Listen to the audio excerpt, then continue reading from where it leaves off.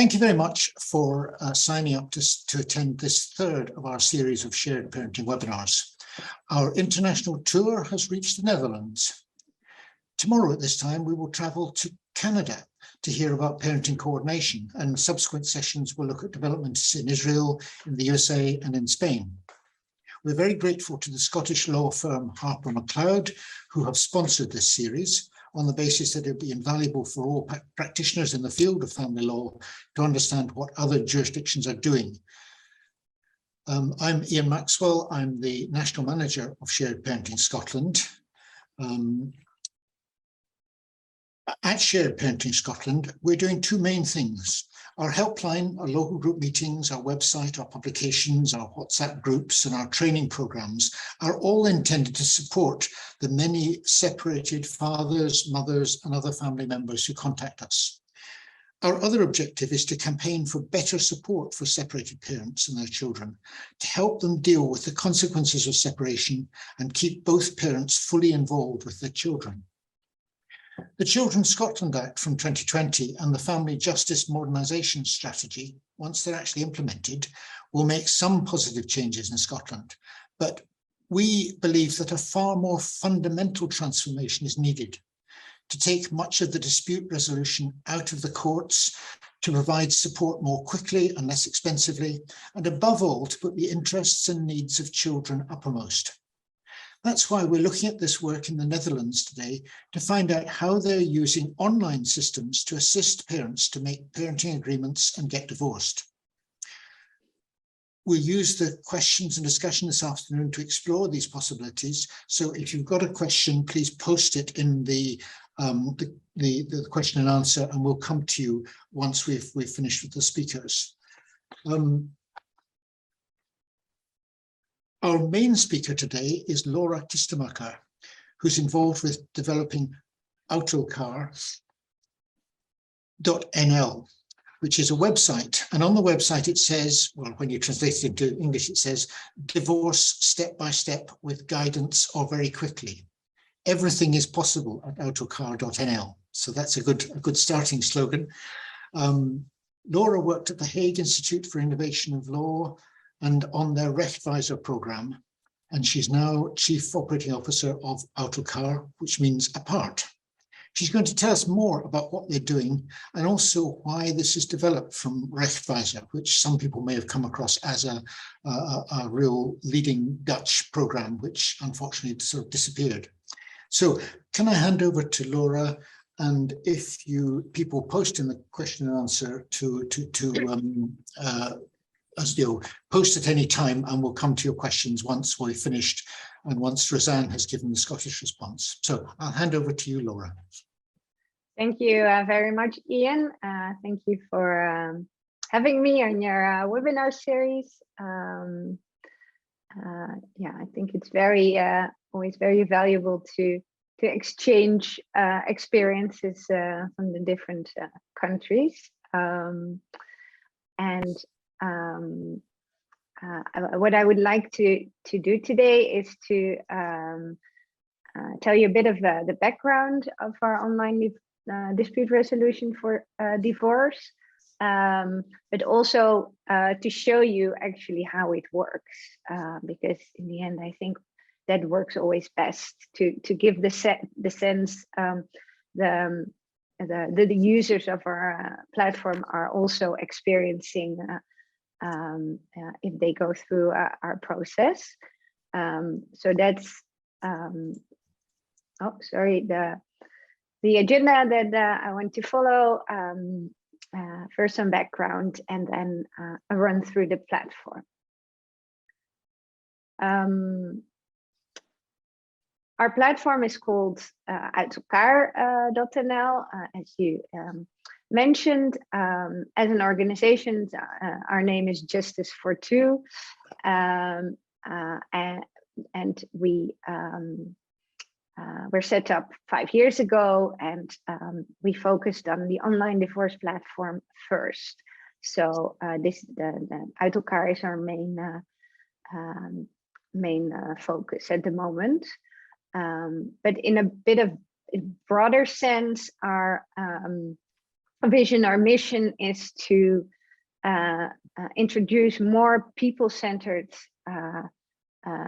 procedures, way of working in law, and to empower people to gain control over the process by using technology, because we believe that technology is not only there to automate procedures, but also is very useful to actually make some procedures come closer to the needs of people, to make them maybe also more informal, because by using technology you can use it in your own setting where you feel safest, and sometimes it's also preventing you, or it makes it possible for you not to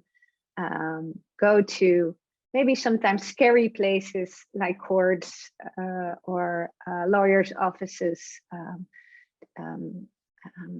but have the alternative of working on issues from the comfort of your house.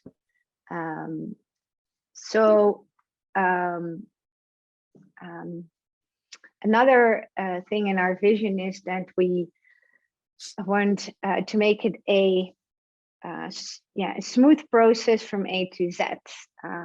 So a journey, so to say, that focuses on the experience of the people going through the process, and not sending people from one place to another, one office to another, one organization to another, but to actually make the people that can offer support in the process come to the people themselves, or to come to this online space and meet the user of the process there. A last element of our vision is that we think it's important to have a continuous process of development, of improvement, and platforms offer the opportunity to collect data. It's of course important that you do that in a secure way that also doesn't makes any difficulties in terms of privacy, but it offers the opportunity to collect data about how people experience it, what goes well, what maybe goes less well, and to pick things from it to improve the process. So these are some of the thoughts that are the basis under what we are doing. As you mentioned, Ian, we are basically a continuation of Rechtswijzer, the once-time project of the Dutch Legal Aid Board, Modria, the e-commerce dispute resolution company in the US, and the Hague Institute for the Innovation of Law.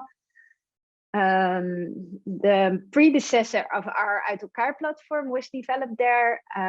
We back then also made a prototype of a landlord-tenant platform, and we piloted in British Columbia and in the UK. It was back then, from the perspective of the Dutch justice system, of the government, of the legal aid board, set up as a pilot.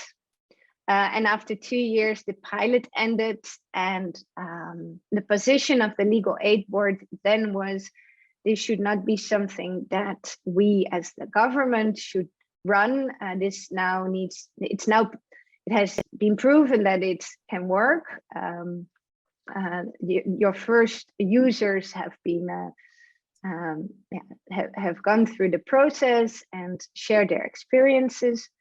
And now it's up to the market to pick it up. This is basically what me and my colleagues decided to do, to continue it in a separate organization, in the form of a social enterprise. So we are enterprise in the sense that we are no longer dependent on subsidies or incomes from the government, but our mission, our vision, still is leading in what we do. We set up the organization in 2017, and then we also rebuilt the whole IT infrastructure with the lessons that were learned during the Rechtswijzer period. We basically made a new version of it, and we decided to bring back the focus on divorce in the Netherlands, and not to simultaneously do also other topics in other countries, because that takes a lot in terms of building the organization you need for that. So that is what we started with. But now, 5 years later, we are embarking on other areas of law, and we're working on the next platform, which is focused on disputes between citizens and government, so more administrative law, to use our experiences with the divorce platform also in other areas.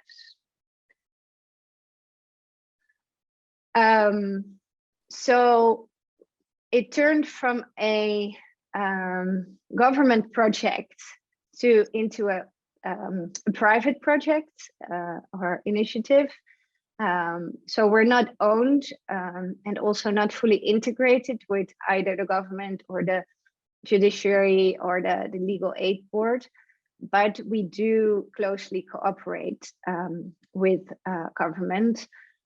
For example, within the legal aid regulations, we have our own regulations specifically targeted for our clients, for our low income clients, which, for example, make it possible for us to provide the whole experience on our platform for a very reduced tariff. And it also means that there are government websites that are referring to us. For example, the Rechtswijzer platform that once operated this now turned into a more informational website about what to do in not only divorce but also other areas of law. So it turned into a bit of informational website and a place where you can find examples of how to proceed in certain cases. But it also refers to market players that are offering a solution like our platform, and to be taken up on Rechtswijzer and to be referred to, we need to meet a quite elaborate set of criteria that is evaluated periodically. But because of that, we can also communicate that we are meeting those criteria, and we are an approved platform, so to say.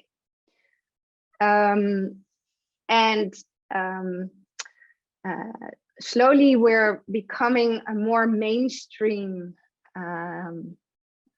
procedure in terms of, in the Netherlands, in divorce, it's basically up to now, it was two routes that people take. They either go to a mediator or to a lawyer, and the government is now experimenting with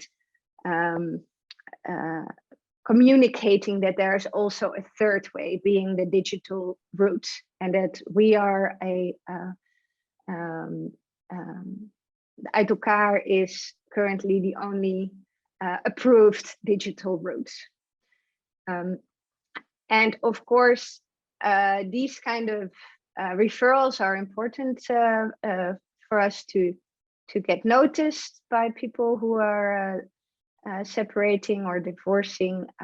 But in this current setup, we managed to run financially sustainable, and that works with around 50 finalized cases per month.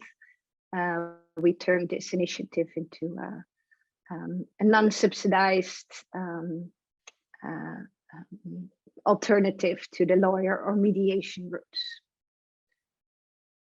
Maybe before I'll show you how the process works. It's good to tell a bit about how the divorce procedure works in the Netherlands.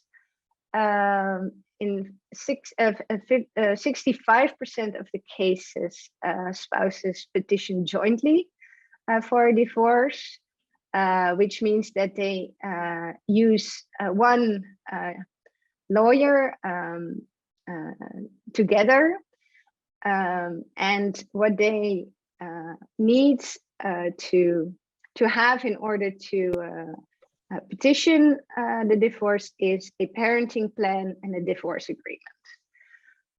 These are the obligatory documents that need to be sent with the petition to court. Since 2005, it has been stimulated by the government to use mediation on this in divorce, but even in the mediation route, it is necessary that a lawyer sends in the petition to the court. So it's either mediators who are also lawyers who do this, or mediators cooperate with lawyers for the final part of the procedure.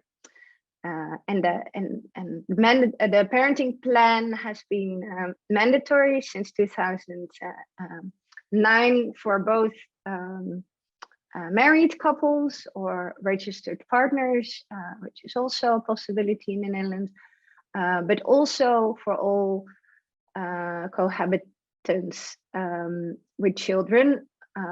But this last group does not go to court to submit the parenting plan. So in practice, there's no one who checks if there is a parenting plan until the moment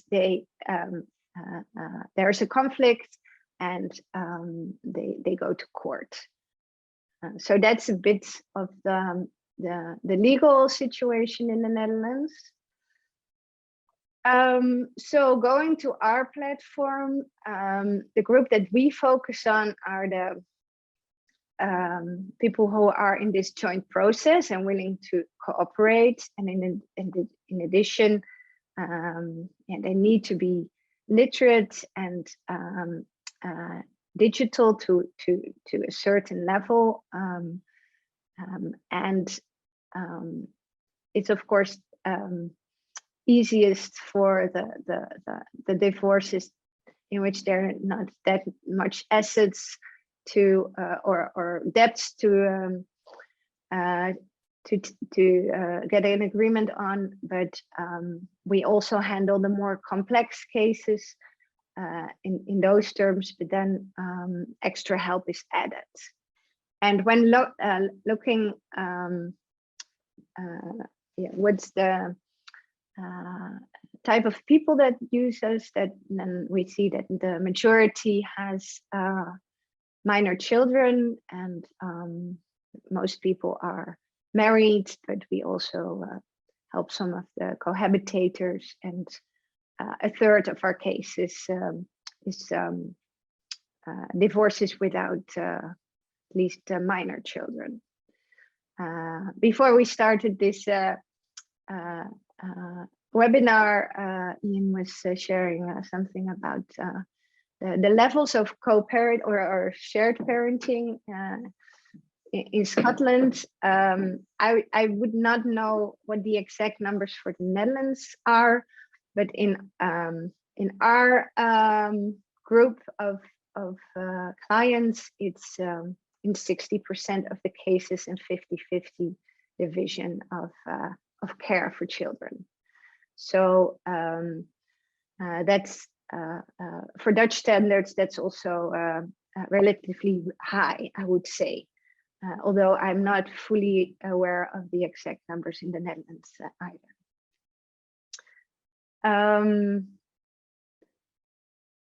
What we value in what we offer people is that we offer a process in which people can work in their own pace and in their own words. We see people going through the process very fast because they they've thought about it for a long time, maybe discussed already several arrangements together, and now now they want to speed it up, buy a new house, go on with their lives. But we also see people that use it in a different way, our platform, and who take the time, who work on it, interrupted by periods of not working on the divorce because they want to think things over, or the time, or are not at every moment in the mental don't have the mental mindset to work on the divorce. So this is something that we leave up to our users. What we offer is a neutral environment that is structured and de-escalates as much as we can. The use of the platform is based on a fixed price to not add stress of not being sure about how much the process will cost in the end, to already the insecurity people have in these times of divorce. It's a hybrid system in the sense that it's a digital platform, but with real people support by our case managers and the lawyers and the mediators that we work with, and also by more and more additional experts that we are also linking to the platform.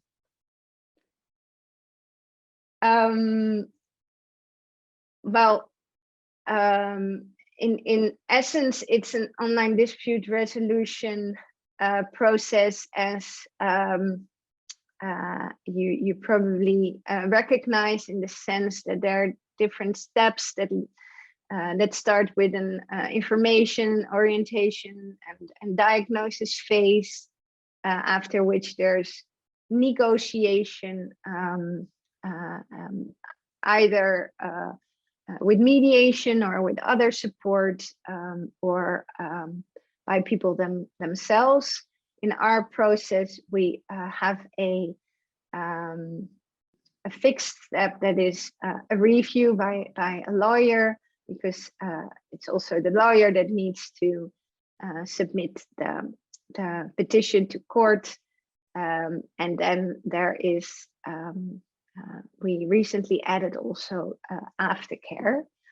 And this whole process is facilitated by the platform and the case managers that work for the clients. I would now like to guide you through the steps on our platform. We divide it in a preparation phase, in which the parents work together, supported by the case managers on the platform, after which there's a second phase that we call the lawyer phase, and then a third phase, which is the court phase.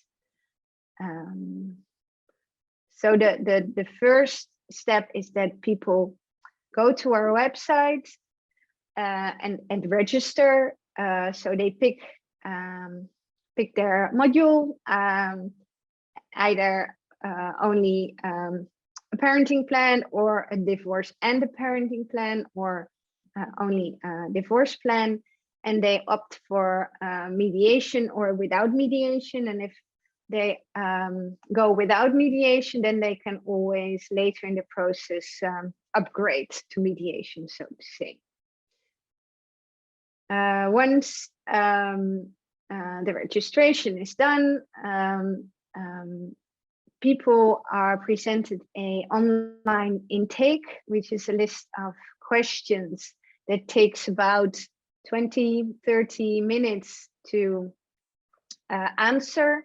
One of the parents starts with the intake and answers the questions, and on different topics: children, housing, assets, income, and communication.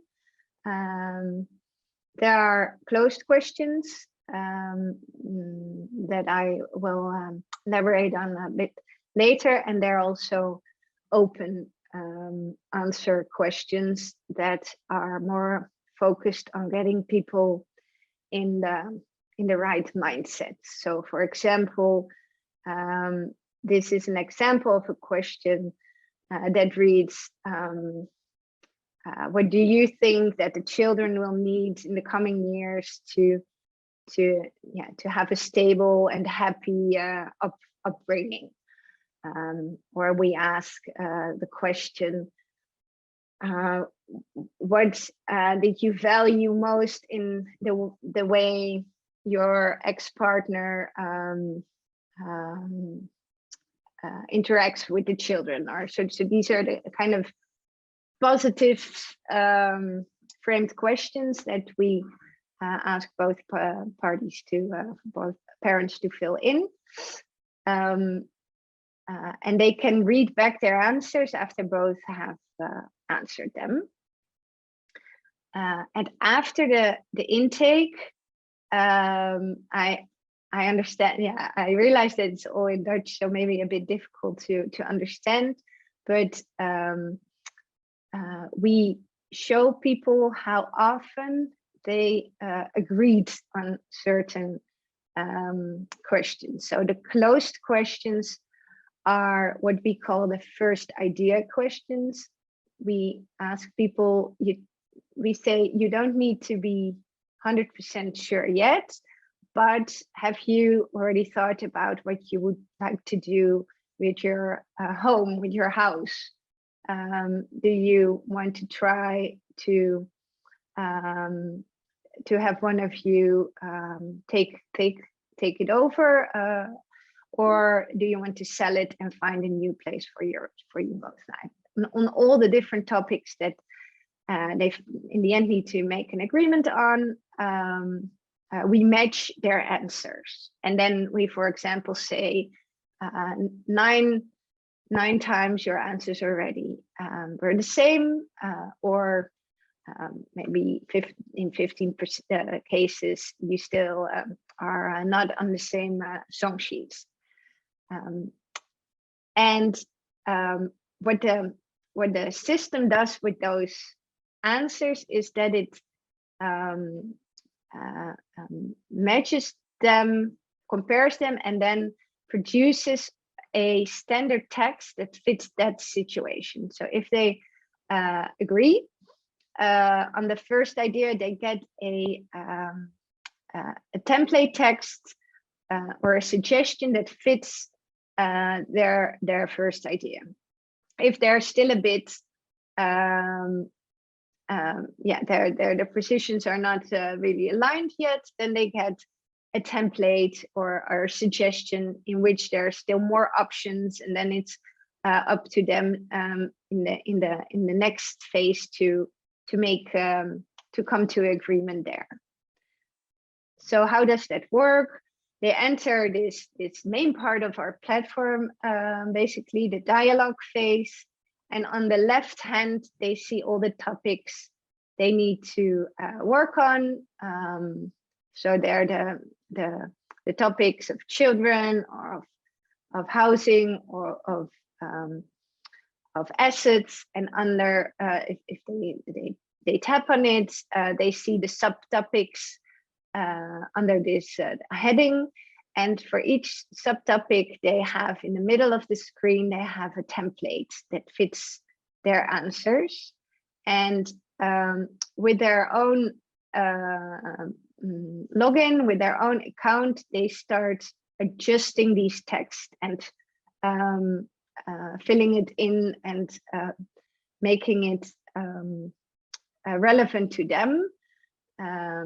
And if they've opted for the mediation module, then this is the moment that sessions are scheduled with the mediator, and the mediator discusses the elements that they are not getting agreement on in the first instance, and then after the sessions they go back to the platform and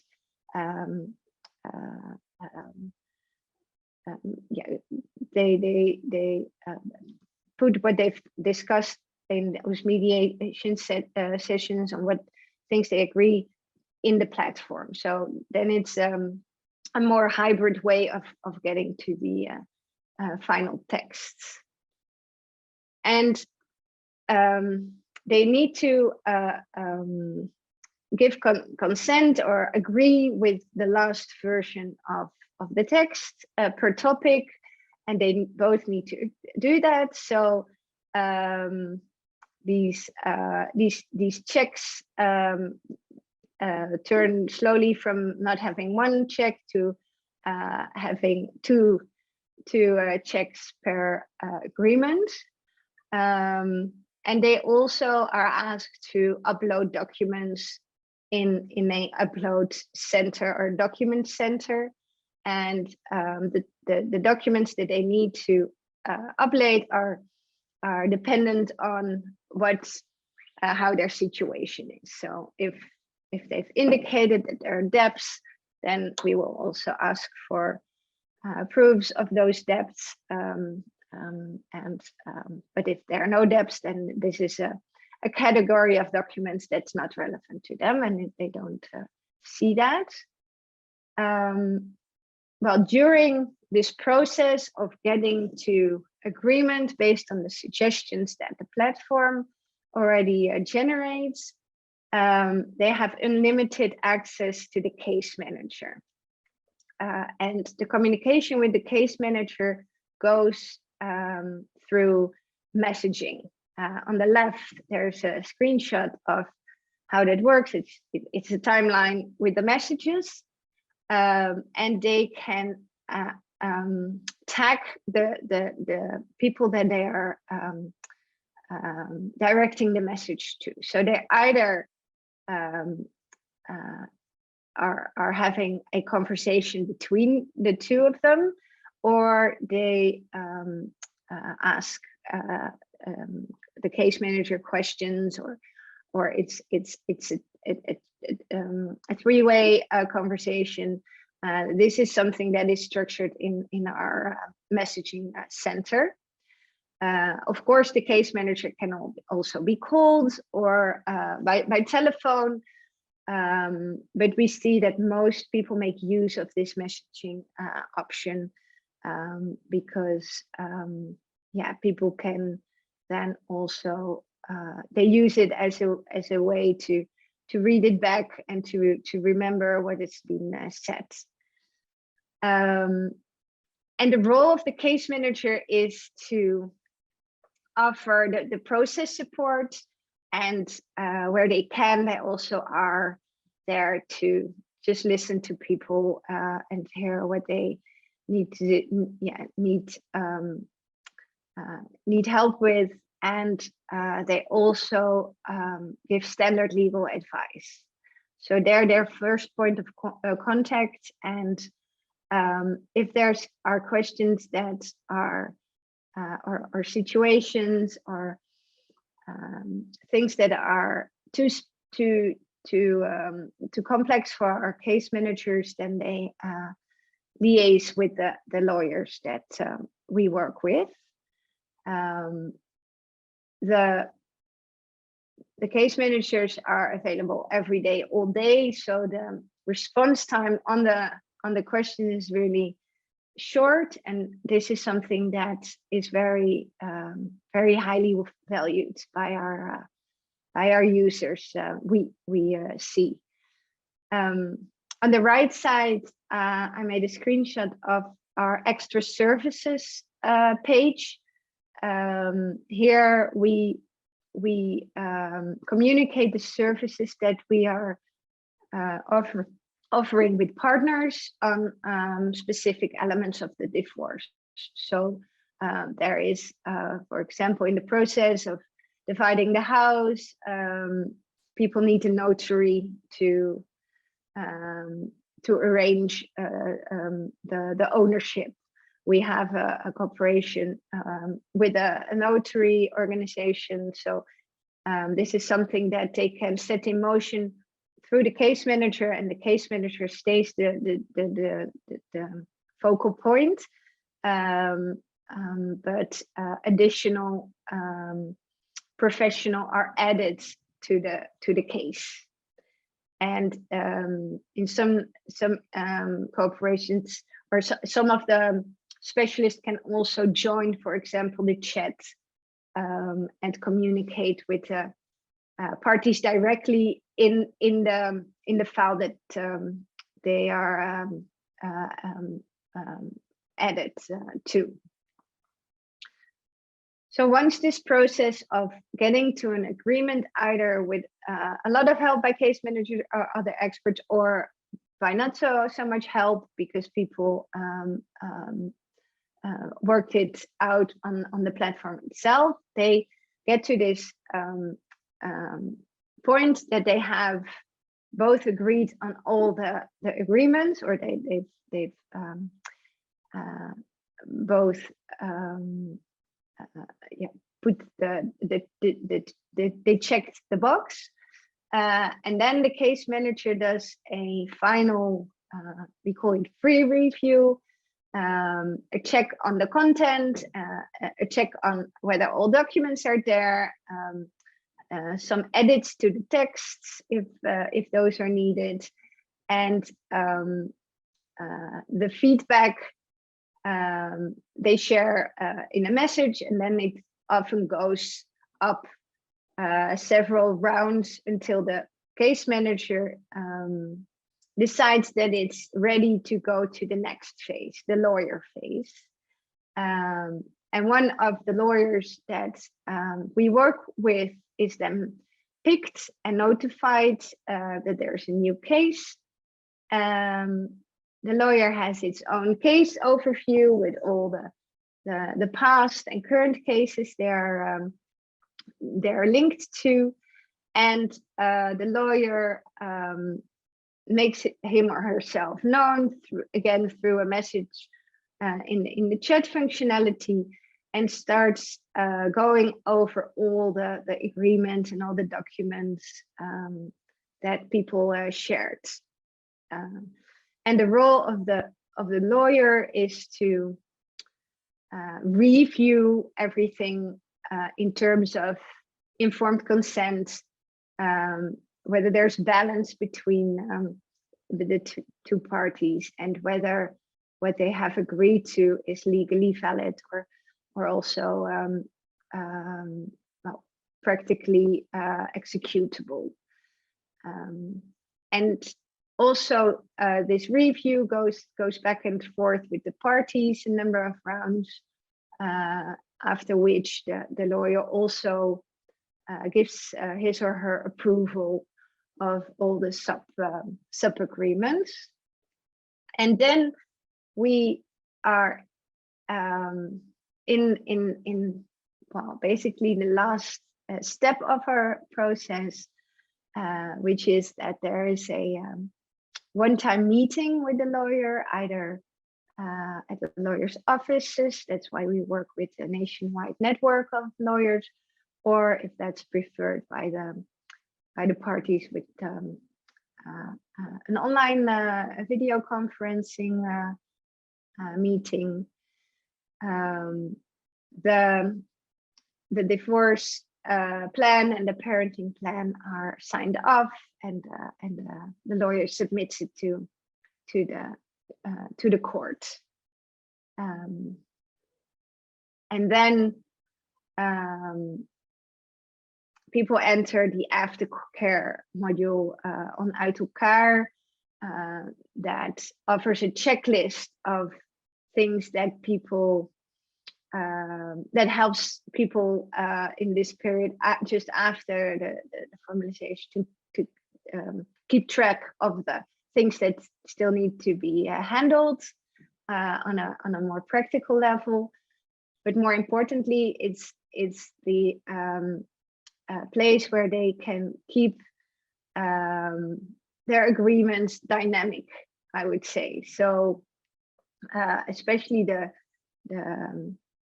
agreements around the division of care for the children. Yeah, we see that people made an agreement there. It worked for a while, but now the children are a bit older, or there's a new partner, or there's one of the parents gets a new job, and those agreements don't fit the current situation anymore.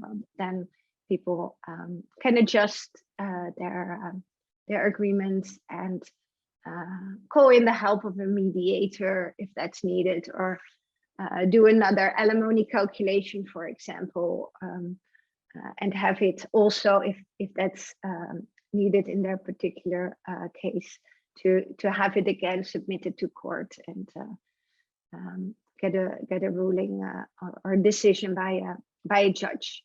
So that's basically the online and via the digital environment that all of our finished cases end up, and they can reactivate their account if necessary. So that's basically the very quick run through our platform that I wanted to share with you. But I can imagine that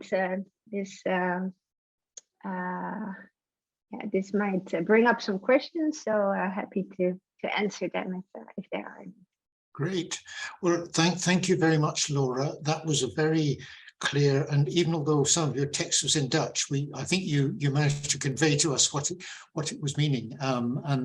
We will share the slides, and we'll also share a transcript and the film of this webinar afterwards, so people can go back over it and just study it. But that was a fascinating process.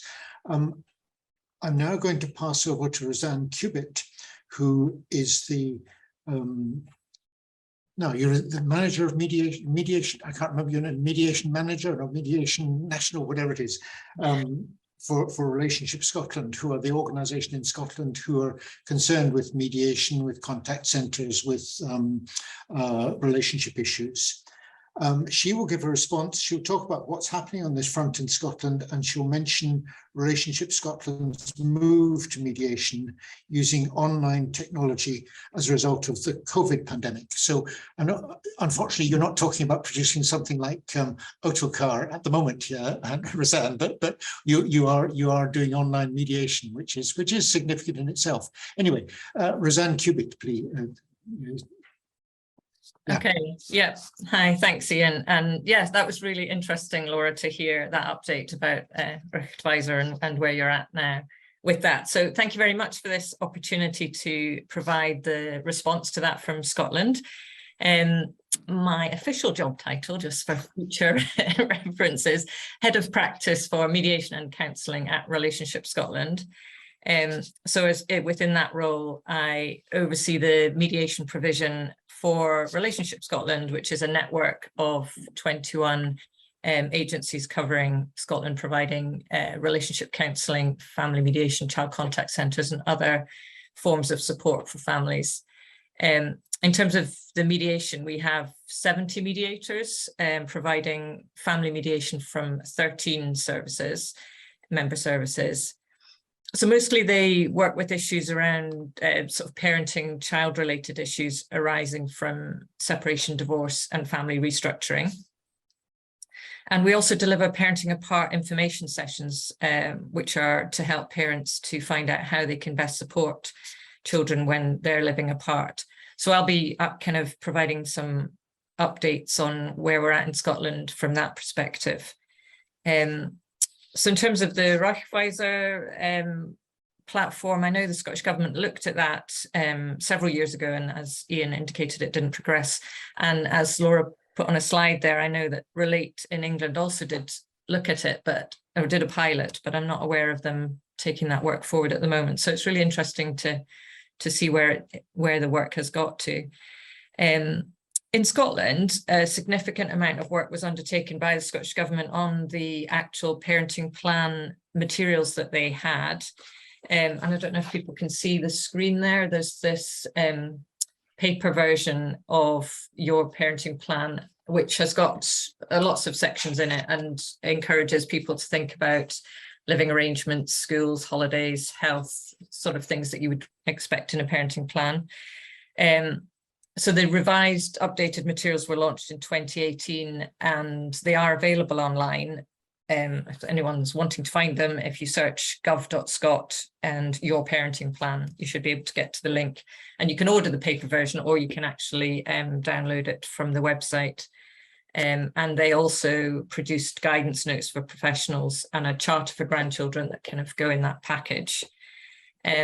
So that's got useful information, and it's helpful often for parents to work through that. It might be highlighted by lawyers if they've gone to a lawyer, or mediators might point people towards that information, but there's no requirement to work through it by the courts, or no kind of, no requirement to actually read the information or access it. So I think some pre-mediation education or information and encouragement to work through that prior to going to court or for mediation or making decisions out with that would actually be useful. As I mentioned, Relationship Scotland do run Parenting Apart, which are information sessions, but they are, we describe them as face-to-face. They can be in person or online, and they might be one-to-one or in groups, but they're live sessions as opposed to reading something or accessing it online in your own time. So we talked there about a lot of the important things associated with splitting up around what parents are going through, what children are going through, what children need, conflict and communication. But again, there's no requirement to attend, and courts will sometimes refer people to attend Parenting Apart, but it's quite hit and miss depending on whether the sheriff or the lawyers along the way have heard of Parenting Apart. So over 2,500 people have participated in those sessions to date. We got funding from the Scottish Government to develop those sessions. In England, there's a similar provision called Separated Parent Information Programme, so it's a similar model to that. But as Ian indicated, the biggest development really, I think, in this area has been the provision of mediation online, but in real times using video conferencing technology. So the pandemic restrictions forced us, I would say, to move to an online delivery. We had looked at it prior to that, and there was much resistance from all fields actually about moving online.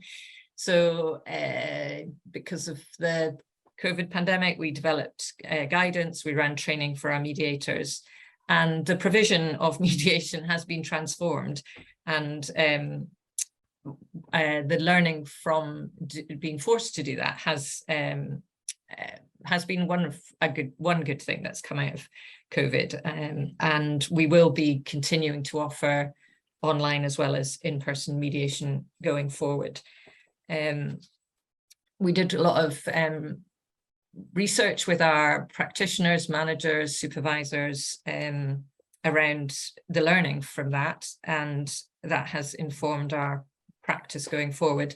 So a lot of positives around saving time and cost of travel for parents and for mediators. For some people, there's significant safeguarding benefits that some people would not want to be in the same building as the child's other parent, and so being able to go online and then exit the meeting if they want to, then that has been a benefit. Things like geography, so remote parts of Scotland where it was a long way to travel, accessibility, if people had particular access needs, it's overcome some of those, and health issues, if people come down with COVID, they can still access mediation online. And also availability, for people can fit it in to other things that are going on. So parents, mediators, and venue, we're not looking to get venues available. So lots of positives. There are some kind of things to be aware of. It doesn't suit all clients. It's not all clients have access to the technology, and we need to not assume that they do, particularly in this increased cost of living times that we're in, or indeed they may not have the confidence in using tech. It's easy to assume that everyone does have that now, but not all clients do. And the opposite side of safeguarding is that actually some cases are better in person for safeguarding reasons. And we need to kind of look at each case in its own, with its own merits. I think the jury is out on whether something is lost in online versus in person. I don't think we've got enough data yet to know that for sure. There are some enduring broadband tech issues across Scotland where people don't have good connections. And I think some of our learning has been that maybe there's more preparation needed with people prior to their online joint sessions, and perhaps more co-working of mediators. And another issue that arises is if we offer people the options of online and in person, we can sometimes get one parent wants one and one parent wants the other. So then we're into negotiating that as well. So it throws up some other different issues for us, but overall has been a really positive transformation. The other main provider of mediation in Scotland are lawyer mediators, and they are typically members of CALM, and I presume that they also are offering mediation online. So in terms of online dispute resolution platforms, such as Laura was talking about, I'm interested kind of how that achieves the soft outcomes that you would get when you've got a mediator working with people, such as kind of improved communication skills, developing understanding, encouraging a focus on children's needs, some of the challenges and checks that a mediator can offer. So it was interesting. I'd be interested kind of how many of those cases actually do access mediation or go through without that. So we can maybe get an answer to that question in a minute.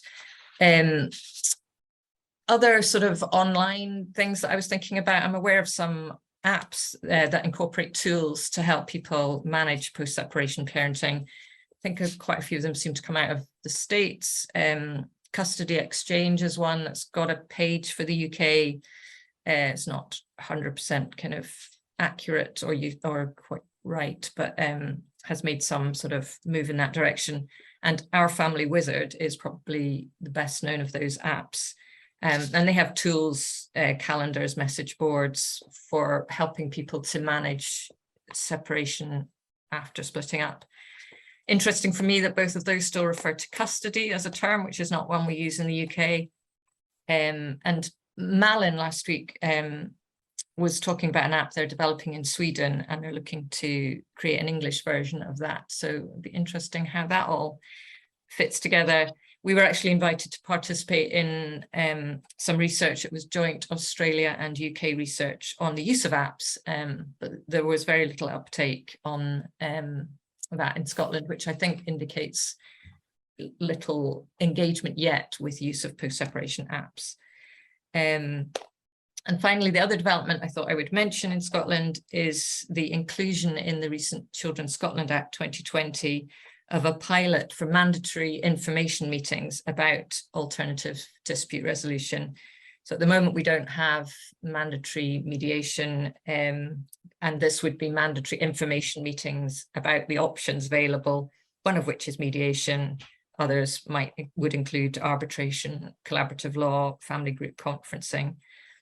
And those would be individual meetings. So each parent would have a one-to-one meeting, and they would also be an opportunity to highlight things like the parenting plan and other information sources such as Parenting Apart and things that could be offered online.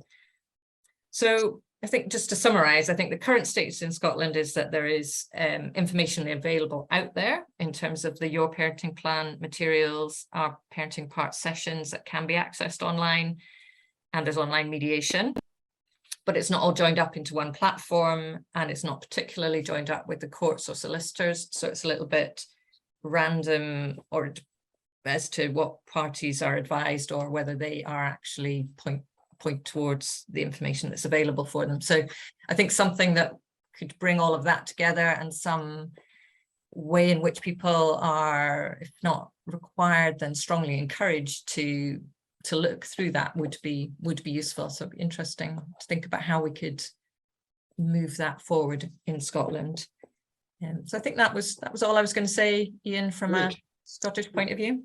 Good. Well, that's a really good outline of what is happening in Scotland at the moment. So we are making progress in certain areas, and once these dispute resolution information meetings come about, that will at least reach a lot more people and reach them at a very early stage. I think so. I think that will be significant, whatever else happens in Scotland. Right. No, we've already had a few questions posted, and we'll come to them in a minute.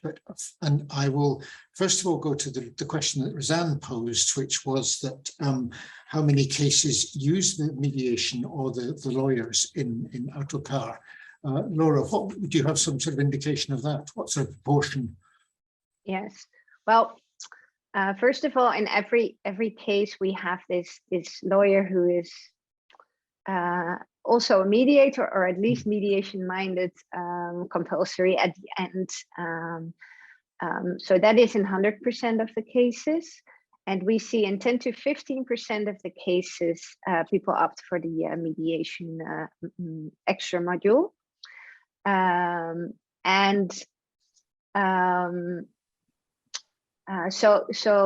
So for that group, it's really a hybrid process of using the digital platform and going to either physical or video conferences sessions with a mediator.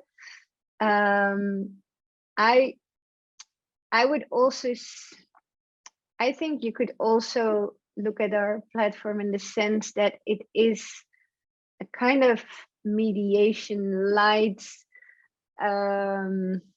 structured process in at least also what people share with us in the surveys that we share, or in the context our case managers have with the parents, in that they indicated it helps them to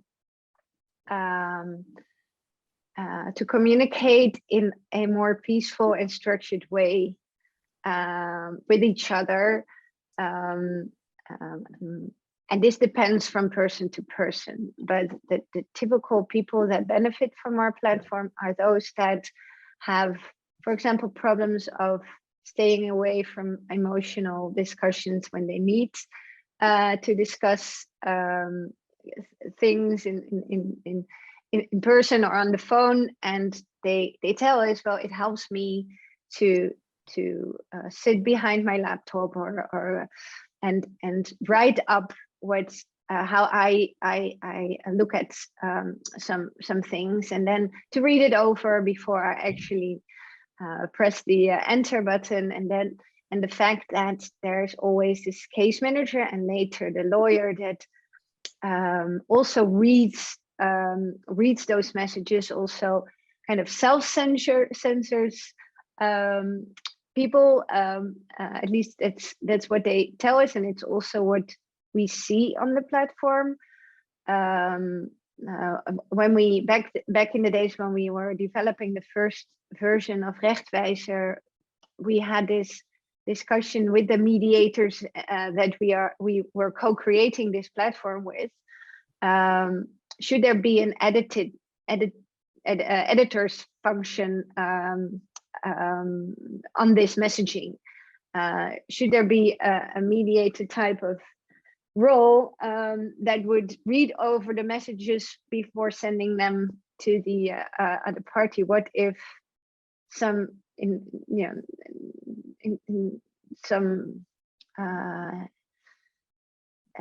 situation people start to be not constructive in their dialogue? They're angry or they're abusive, yes. And some of the systems like our Family Wizard seem to now have a sort of temperature indicator to tell you whether your message is angry, but I'm not sure how well that works. Well, that would be interesting to know more about. Back then we decided not to start off with the editor function, but to see how it would go and then to add it later. And the conclusion was that it wasn't needed because of the maybe a bit negatively put, the self-censoring effect of knowing that others will either directly or at some point in the process also read what you've typed up. So there is a kind of this mediation shadow that I think lies over the platform, and that's also so there's elements of mediation that we brought into the process, and we are working with real mediators and lawyer mediators to make sure that this soft element is in it as much as possible. Yes, and do you find that the mediators and the lawyers in the Netherlands are happy with what you're doing, or are they worried that their jobs are disappearing? Well, I think there's two answers to it. There's this group that we work with that say that they really like working with a platform like this because they see that that is something that their clients are also asking about in some shape or form, and that they're happy that they can offer this way of working to their clients, and that they like to be part of something new and innovative, and that they rather be part of that movement than to oppose it. And from the start, I mentioned co-creating with mediators. That's what we did at the start with mediators, lawyers, and with other specialists, but also people who understand how you need to phrase certain things as more the language specialists, etc. But we continue to do that. And also now we're continuously further developing the platform, and this is something that we always do together with the mediators and the lawyers and others. So there's a lot of people who really like to be part of that, and we see that the lawyers and the mediators are acknowledging that they are gaining a kind of a new specialism, which is the specialism of dealing with clients in a digital process in a divorce. So we gather our lawyers, mediators regularly to talk amongst themselves how they deal with certain challenges in the process, and how they can be better in dealing with those circumstances. So it's like the peer review, or we call it intervision in the Netherlands. It really works nicely. But of course, there's also, and I must say that's mostly the Bar Association in the Netherlands, that also is not 100% happy about developments like ours, because it does mean that it's a challenge to their hourly tariff-based business model at the moment. But the reason that the government is stimulating initiatives like ours is that they see that the legal aid provision, the financial legal aid provision, is also meeting barriers in the sense of what it can provide, and to people, that so that these kind of tools are also necessary to keep costs in balance, and to make sure that the people that really want it, really need it, still get financial legal aid. So they stimulate the process in which things that people can do themselves, or can be take away administrative repeated tasks that are not needed anymore in the. Great.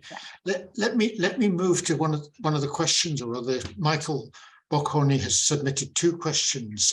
Can we bring Michael into the meeting?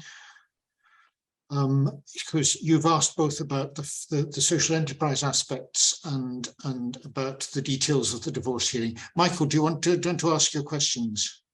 Yes. Hello. Congratulations to this very interesting, impressive presentation about your hybrid system. One question to the process is, I'm not sure if I understand correct that then the the decision at court is done without a personal appearing of the person, or is there any cost, or is there a lower cost for that step at the court? Yeah, I should have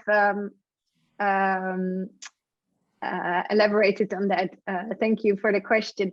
In the Netherlands, if you file a joint petition for divorce, you do not need to appear in person in court. It might be that the judge wants to hear the children, but that's mostly if there's something off in the parenting plan, or there are some worries with the judge that this part is not being taken care of. So there's no need for the parents to go to court, and the unfortunate thing still now is, in terms of the process, is that in the Dutch situation, it's not a digital process yet. So at the end of the process, at the end of the lawyer process on our platform, a PDF is generated that then needs to be printed out, I think 5 times, and then to be handed in personally, or by mail, or by fax, I believe. But then you need to send the signed copy afterwards. But we are currently in discussion with the court system to also, because they also are experimenting in making that procedure digitally. So in the foreseeable future, I really hope that we can integrate with that digital procedure at the courts. There is a willingness to do that, which would make it far more user-friendly also for our user, because they're so used to following the whole process and to know where they are in the process, that this is a bit of a different experience, because suddenly there's this black box of how the decision, when the decision can be expected, etc. And you also asked about the costs. The costs for the lawyer petitioning, they are part of our fixed fee. There is, however, a court fee that needs to be paid, and this is something that our lawyers directly handle with our clients. And under certain income levels, it's also a much lower fee. So there's two fees, a subsidized fee and a non-subsidized fee for court. So what is the fixed fee that people pay to you for your process? The fixed fee, depending on whether you need the parenting plan and the divorce plan, or only the one of the two. If you need them both, it's $5.95 per person. Yeah.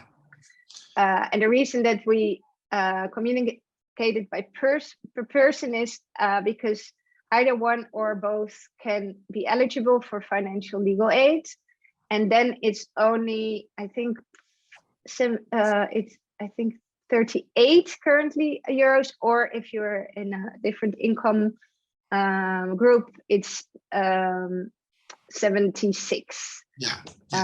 So that's much lower. It's more like an own contribution to the subsidy.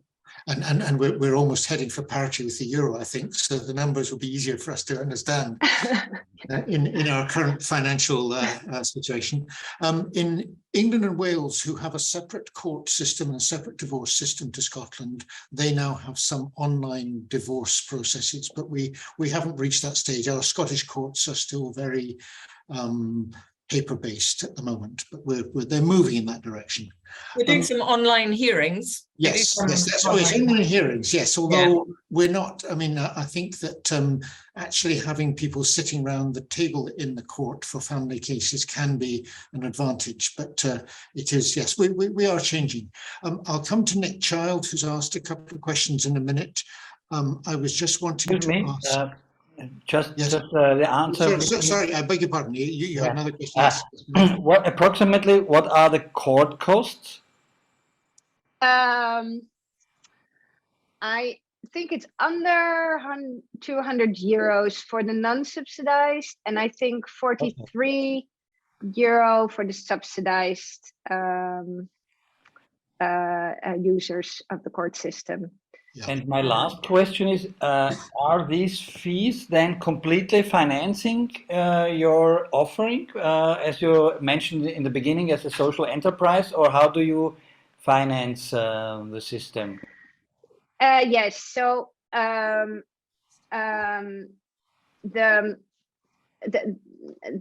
business model is that we are financed by the user fees.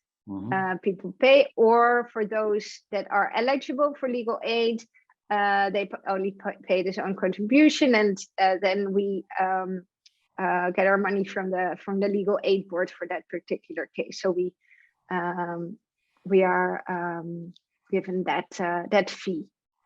So that's the basis of our the model of our social enterprise. Indeed. So. It's about 1,500 euros for the couple if they divorce. Yes. Very beautiful. Paradise. Great. Thank you very much. Yes. Okay, thank you. And as a social enterprise, by that you mean that you are you're not a commercial company with shareholders, but you're making charges and you pay the people who work for the company. Indeed, we in essence we are a company that needs to make money, but we are not here to make huge profits, but to make the service financially sustainable. But what it also means is that we did need investors to build the IT infrastructure, because that is a big upfront investment that we needed. So in terms of shareholders, we do have shareholders, but this is a social impact fund.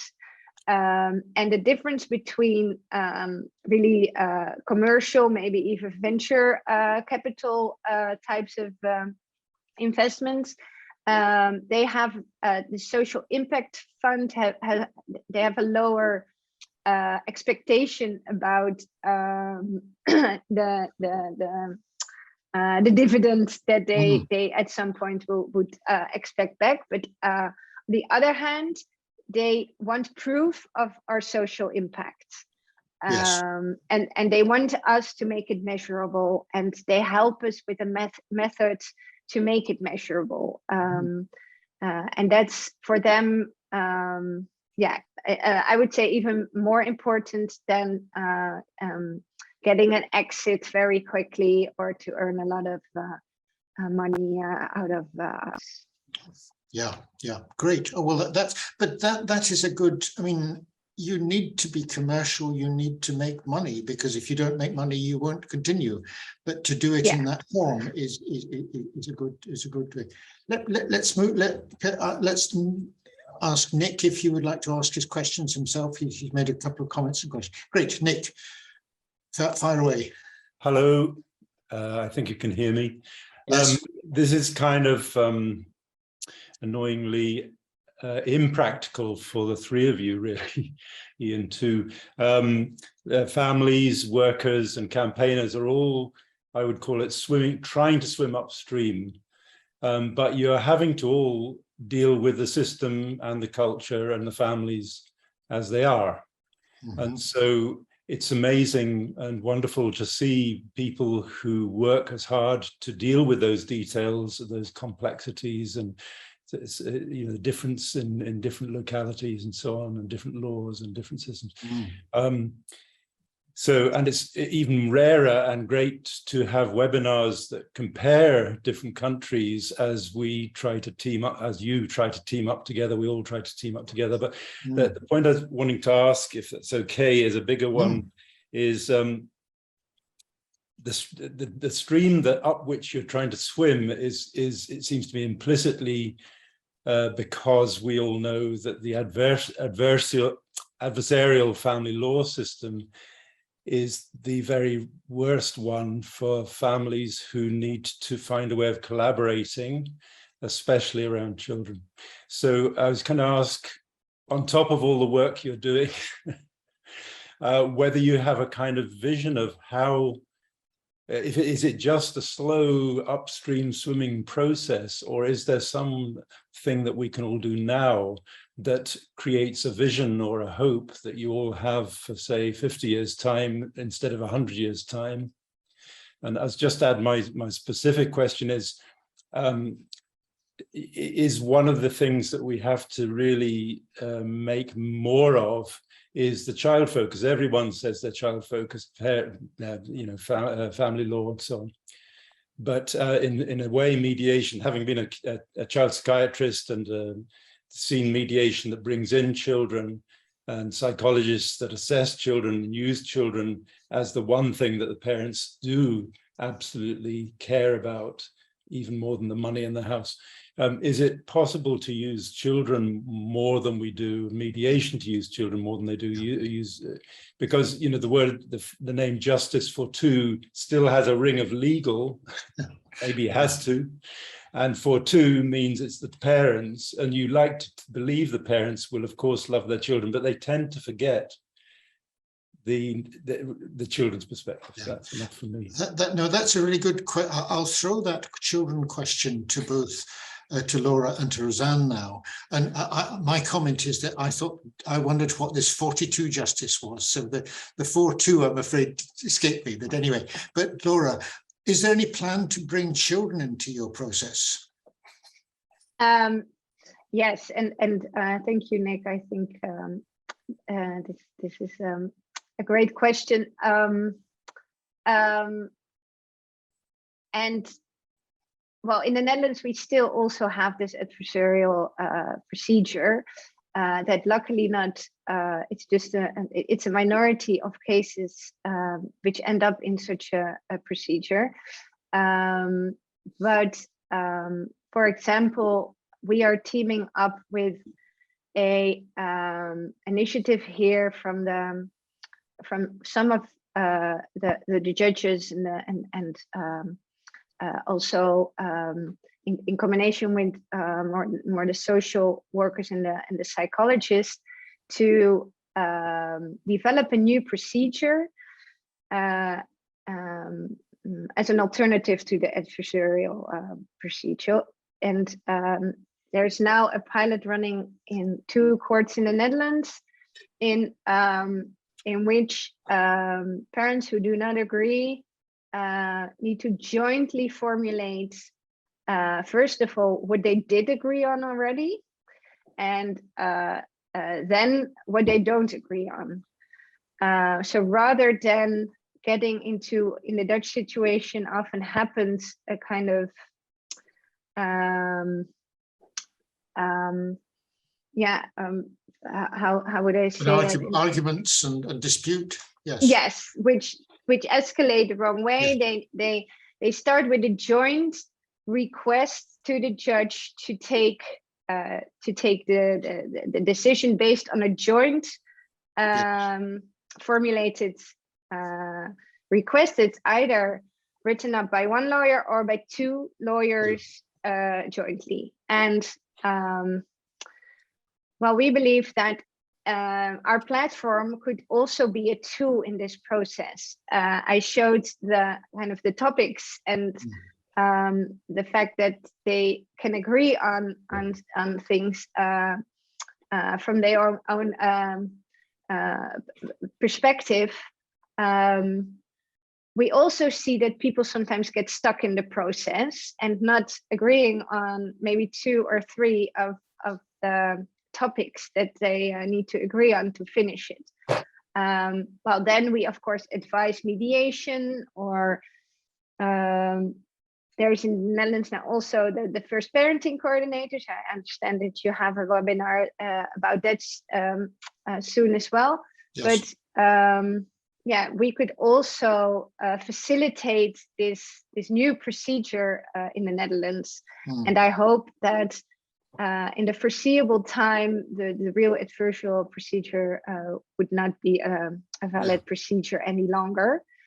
And in terms of children and keeping the focus on that, yes, we also we were also of the opinion that it's still a very parent-focused platform, our process. So this summer we launched the children's module, which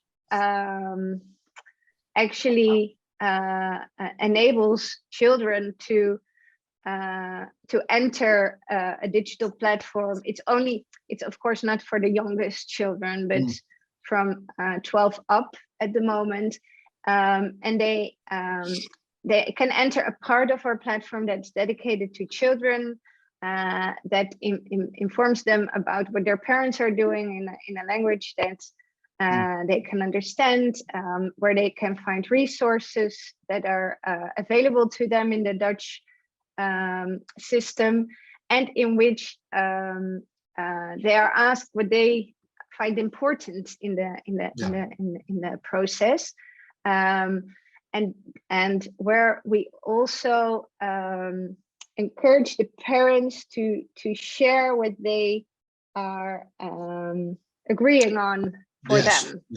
Yes. And and then they can give a reaction on it without it, of course, becoming their. Yes, you need to give the children allow them to be involved, but in a careful way. Can I pass it back to Rosanne, because I mean, I'm sure you've got views on this. Yes, no, it was interesting, Nick, that you put that question about children, because I was literally thinking the same question, but as a panelist, I couldn't actually put a question in the thing. So that's interesting to hear how children can be involved in the digital platform. Certainly Relationship Scotland family mediators will always have a focus on what the children need and be encouraging parents to think about that and talk about children and what they need. And also we have mediators that are trained specifically to meet directly with children and to hear their views and explore with them what they're experiencing and feeling about the situation, and then agree with the children what they want fed back to the parents to shared with the parents to influence their decision making. So absolutely, children's views, and increasingly I think it's accepted with certainly Scotland incorporating the UNCRC, children have a right to have their views heard and a right to participate in services. And I think culturally in Scotland, we've had, the parents as gatekeepers as a bit of a culture, and trying to shift some of that, whereby actually it's good and useful for children to have an opportunity to express their views. But it needs to be done in a careful way, and a way that doesn't put children at greater risk. Yeah, well, thank you, Nick, for raising children. We should have had that there right from the start, but you brought it in quite forcefully now. Thank you. And I want not only the UNCRC incorporation, if and when it happens, but also the Children Scotland Act will change the way in which children are involved. Although, as I think I commented and Nick commented, we'd like to move away from the court being the main forum. We want to do things in a quicker, a cheaper, a more friendly and a civilized way, if possible.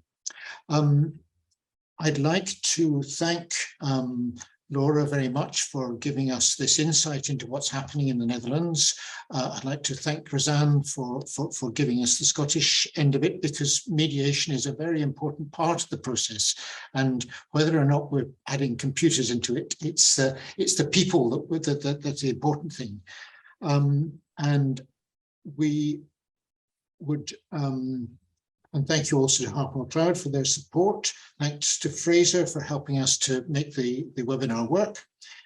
This week, we have another session. We have a session tomorrow where we're hearing about parenting coordination. Now, for those who don't know what parenting coordination is, Elizabeth Hyde from Canada will be giving us insight into it, and Judith Hickson from Scullion Law in Scotland will be responding. So you're very welcome to come to our session tomorrow. We have still speakers to come from Israel, from the United States, and from Spain, and we'll probably do more because there are lots of interesting things happening all over the world. Thank you very much to everybody who's taken part in this webinar. We will send you out in due course copies of the presentation that Laura made, and we will be putting both the recording and the transcript of the session on our website as once we've done it and tidied it all up. I'd like to close this session by saying that we feel we have an optimistic view. It may take us a while to change, but Shared Parenting Scotland, I'm sure lots of other people, are wanting to make things operate differently. And we would like to use the ideas that are coming to us through this series as a focus for change in Scotland. And it's also nice to have international people joining our sessions, because they're bringing in ideas as well. So see some people tomorrow, and do please keep in touch with us throughout the series. Thank you very much.